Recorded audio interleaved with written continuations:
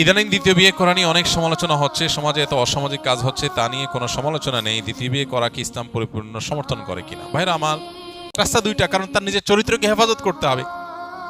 তার চরিত্রকে হেফাজত না করে যেখানে সেখানে তার চরিত্রকে যে নষ্ট করে বেড়ায়, ধ্বংস করে বেড়ায়, সমাজ ধ্বংস হবে, সে ধ্বংস হবে। তা কর্মক্ষেত্রে বিভিন্ন ক্ষেত্রে উদ্যোক্তা হয়ে উঠবেন। টাকা না খেয়ে থাকলেন, টাকা কম কামাই করলেন, উপার্জন কম হলো, কিন্তু কখনো কোনো মানুষের ক্ষতি যেন আমার দ্বারায় না হয়। আল্লাহ আমাদেরকে সেটা করার তৌফিক দান করুন। তো ব্যবসার মূলনীতিগুলো বোঝার জন্য ব্যবসা শুরু করার আগে ব্যবসা সংক্রান্ত বিধিবিধানগুলো আলাদা জেনে নিতে হবে, আলাদা কোর্স করে নিতে হবে। বিয়ে করা নিয়ে অনেক সমালোচনা হচ্ছে। সমাজে এত অসামাজিক কাজ হচ্ছে, তা নিয়ে কোনো সমালোচনা নেই। দ্বিতীয় বিয়ে করা কি ইসলাম পরিপূর্ণ সমর্থন করে কিনা? ভাইরা আমার, এটা জানে না এমন কোনো মুসলমান খুব কম আছে যে ইসলাম একাধিক বিয়ে করাকে, পুরুষের জন্য একাধিক বিয়ে করাকে ইসলাম অনুমোদন দিয়েছে। তবে শর্ত হলো একাধিক বিয়ে করার পর একাধিক স্ত্রীর প্রতি সমতা বজায় রাখার সামর্থ্য সার্বিকভাবে থাকতে হবে। প্রথমত একাধিক স্ত্রী পালার, লালন পালন করার শক্তি সামর্থ্য থাকতে হবে, সার্বিক সামর্থ্য থাকতে হবে। দ্বিতীয়ত, সামর্থ্য থাকলেই হবে না, ইনসাফ করার সামর্থ্য থাকতে হবে। আল্লাহ বলেছেন, ফাইন খিফতুম আল্লাহ তা'দিলু ফাওয়াহিদা। যার এ আশঙ্কা হয় যে না, একাধিক স্ত্রী হয়ে গেলে একজনের প্রতি ঝুঁকে যাব, আরেকজনের খবর নেব না, আরেকজনের প্রতি বৈষম্য হয়ে যাবে, জুলুম হয়ে যাবে, ভরণ পোষণ দিতে গিয়ে একজনকে বাড়াই দিবে, আরেকজনকে দেব না, এরকম যদি আমার ভিতরে কোনো একটা সাইডে ঝুঁকে পড়ার আশঙ্কা থাকে, বৈষম্য করার আশঙ্কা থাকে, ফাওয়াহিদা, তাহলে তার জন্য একটির বেশি করা তার জন্য জায়েজ নাই। এটা হলো মৌলিক কথা। এরপরে হলো মোটা দাগে যে বিষয়টি আমরা সবাই জানি, সেটা হলো দ্বীনের বিভিন্ন বিষয়গুলোকে হাস্যকর প্রমাণ করবার জন্য, বিতর্কিত করবার জন্য আমাদের অনেকের যেরকম অনেক আপনার ইম্যাচিউর আচার আচরণ এবং ভূমিকা, এটার যেমন দায় আছে, আবার অত্যন্ত পরিকল্পিতভাবে দ্বীনের বিভিন্ন বিষয়কে সমাজে হেয় করার একটা অপচেষ্টা এদেশে, মুসলমানদের সংখ্যাগরিষ্ঠ যে দেশে, সে দেশে কিছু মানুষ বিভিন্নভাবে করে যাচ্ছে, সেটাও আমরা জানি। এই বাস্তবতা আছে। একটা সময়, আজ থেকে আপনি 30 বছর 40 বছর আগের বাংলাদেশের বাস্তবতা যদি দেখেন, তো একাধিক বিয়ের ঘটনা গ্রামে গঞ্জে শহরে অহরহ হয়েছে। অনেক বড় বড় গুরুত্বপূর্ণ ব্যক্তি, দুনিয়াদার ব্যক্তি, সাধারণ শিক্ষিত মানুষজন, তাদের মধ্যে ব্যাপকভাবে বা অনেক বেশি পরিমাণে ছিল। সেটা নিয়ে সমাজে কোনো উচ্চবাচ্য হয় নাই এবং ব্যত্যয় সেরকম দেখা যায়নি। এখন একাধিক বিয়ে করে একজন স্ত্রীকে নিয়ে পড়ে থাকা, আরেকজনের খোঁজখবর না নেওয়া, এরকম বৈষম্যমূলক অনাচার যেরকম হচ্ছে, এটা যেমন সত্য, আবার এটাকে কালার করার জন্য তিলরে তাল বানিয়ে রংচং মেখে এটাকে প্রচার করার একটা অপচেষ্টাও আছে। আমাদের সতর্ক থাকতে হবে, আমাদেরকে দায়িত্বশীল আচরণ করতে হবে। অনেক সাধারণ মুসলমান আছেন, প্রপাগান্ডার মধ্যে পা দিয়ে ফেলেন এবং অনেক সময় দেখা যায় আমরা নিজেরা এগুলোর কারণে ভুল সিদ্ধান্তে উপনীত হই।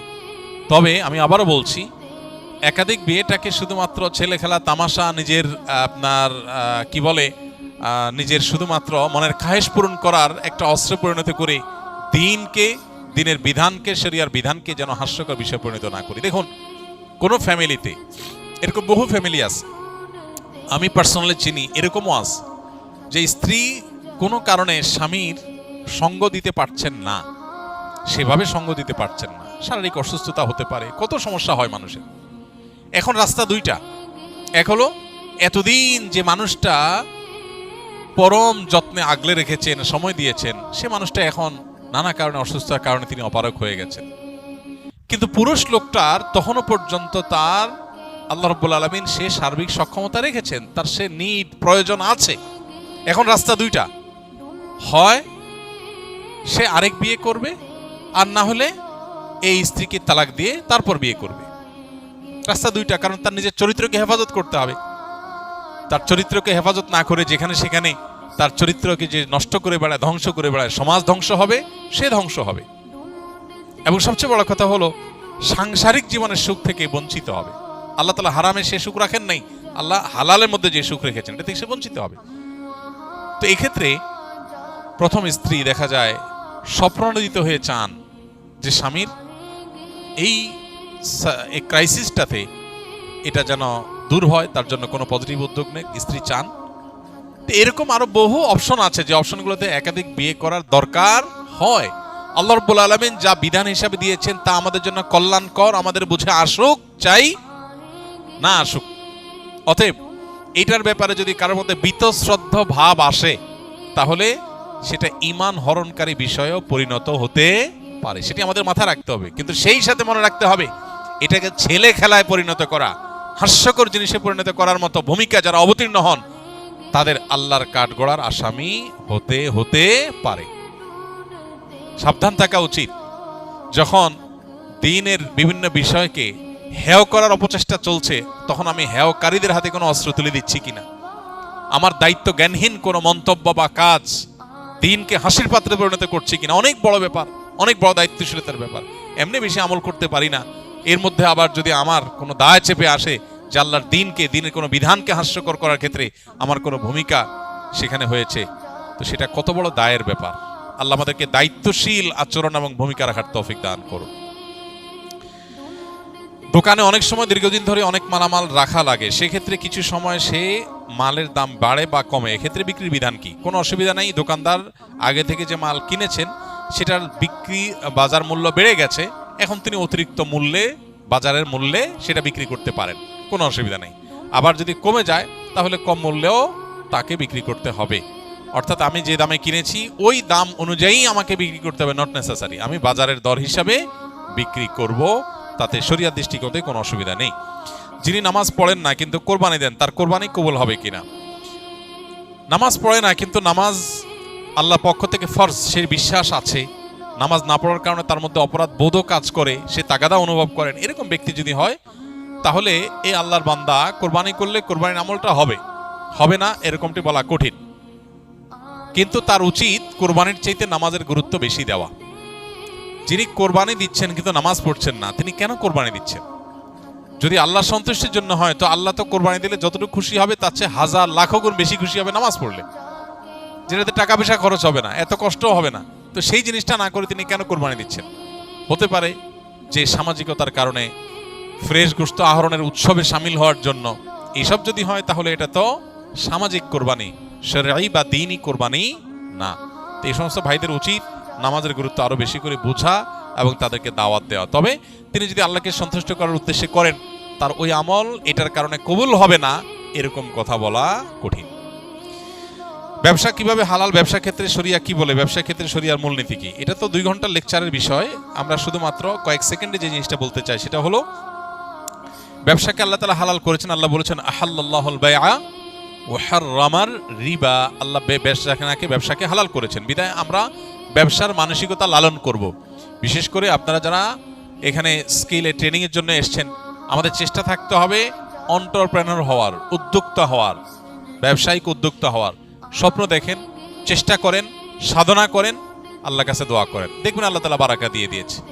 তো এই জন্য ব্যবসার মধ্যে বেশিরভাগ রিজিক আল্লাহ তাআলা রেখেছেন কিসের মধ্যে? ব্যবসার মধ্যে, এবং ব্যবসার মধ্যে বারাকা বেশি রয়েছে। এই জন্য ব্যবসার মানসিকতা থাকা উচিত। এর মানে এই না যে চাকরি করা জায়েজ নাই, চাকরি করা জায়েজ আছে।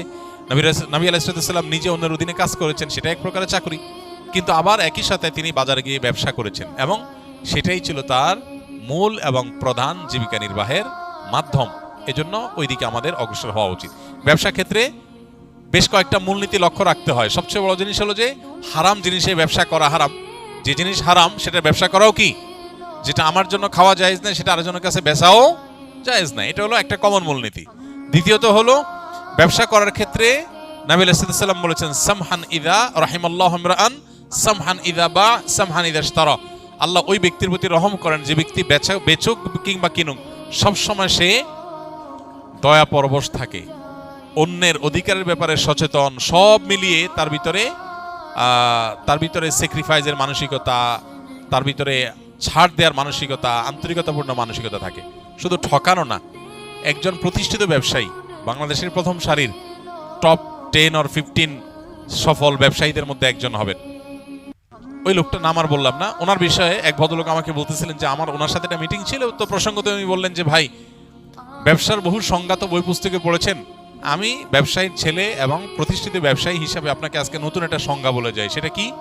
বললেন যে ব্যবসা হলো সেটা যেটাতে আপনার ক্লায়েন্টও লাভবান হবে, আপনিও লাভবান হবেন, এই চিন্তা যদি করেন তাহলে তার নাম ব্যবসা। আর যদি মনে হয় যে আমি কিভাবে লাভবান হবে সেই চিন্তা করি, ক্লায়েন্ট মরে মরুক, ধ্বংস হয় হোক, তাতে আমার দেখার দরকার নেই, তো এটা ব্যবসা না, এটার নাম ডাকাতি। কথা বুঝে আসছে? দিন ঠিক এই কথাটা বলে, সামহান ইদা বা সামহান ইদাশতারা। আপনি ক্রেতা হন আর বিক্রেতা হন, উভয় অবস্থাতে আপনার ক্লায়েন্ট যার সাথে লেনদেন করছেন তার দিকটা আপনার খেয়াল করতে হবে। আমার মনে আছে থাইল্যান্ডের ব্যাংককে একটা দোকানে একটা প্রোডাক্ট কিনতে গেছি আমি। তো যে জিনিসটা কিনতে গেছি, আমার এক নিকট আত্মীয় উনি অর্ডার করেছেন যে এই জিনিসটা আনার জন্য। তো ওখানে যেহেতু ওইটা আমি পাইছি, আমি দোকানদারকে বললাম যে এটা একটা নিছি, নেওয়ার পর বললাম সন্দেহ হচ্ছে আরেকটা আছে একটু বেশ কম, আমার মনে হচ্ছে যে যদি ওইটা হয়, বেচারা চাইছে দুইটাই নিয়ে যাই, এই জন্য বললাম ওইটা দাও। পরে আমাকে দোকানদার বলল যে তুমি যেটা নিচ্ছো আর এটা নিচ্ছো সেম জিনিস, এখানে যে পার্থক্য দেখছো এটার কারণে ম্যাটেরিয়ালে কোনো পার্থক্য হয়নি।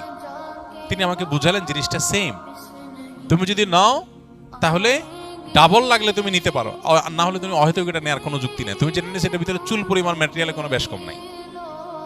শেষ পর্যন্ত আমি এটা কিনতেই পারলাম না, সে আমাকে এমন ভাবে বুঝাইলো, দোকান থেকে বেরিয়ে করে দিল যে তুমি নিলে দুইটা নাও, লাগলে সেটা ভিন্ন কথা, কিন্তু যেটা নিছো আরেকটা নিতে আসছো একটু লেখা বেশ কমের কারণে, এই লেখার কারণে ম্যাটেরিয়ালে কোনো পার্থক্য হয় নাই, জিনিস সেম, অযথা তুমি কেন টাকা নষ্ট করবে। আমাকে সে কিনতেই দেয় নাই, আমি বাইরে চলে আসছি। একজন অমুসলমান, একজন ভিন্ন ধর্মাবলম্বী, সে তার দোকান থেকে, আমি একজন ভিনদেশী, সে আমাকে প্রোডাক্টটা বিক্রি করলো না। দিন যে জিনিসটাকে বলে দুর্ভাগ্যজনক বাস্তবতা আমাদের মুসলমানদের থেকে আজকে চলে গেছে, সেটা আমরা মুখে মুখে বলি, আমলে নেই। তো আপনারা ইনশাআল্লাহ কর্মক্ষেত্রে বিভিন্ন ক্ষেত্রে উদ্যোক্তা হয়ে উঠবেন। টাকা না খেয়ে থাকলেন, টাকা কম কামাই করলেন, উপার্জন কম হলো, কিন্তু কখনো কোনো মানুষের ক্ষতি যেন আমার দ্বারায় না হয়। আল্লাহ আমাদেরকে সেটা করার তৌফিক দান করুন। তো ব্যবসার মূলনীতিগুলো বোঝার জন্য ব্যবসা শুরু করার আগে ব্যবসা সংক্রান্ত বিধিবিধানগুলো আলাদা জেনে নিতে হবে, আলাদা কোর্স করে নিতে হবে।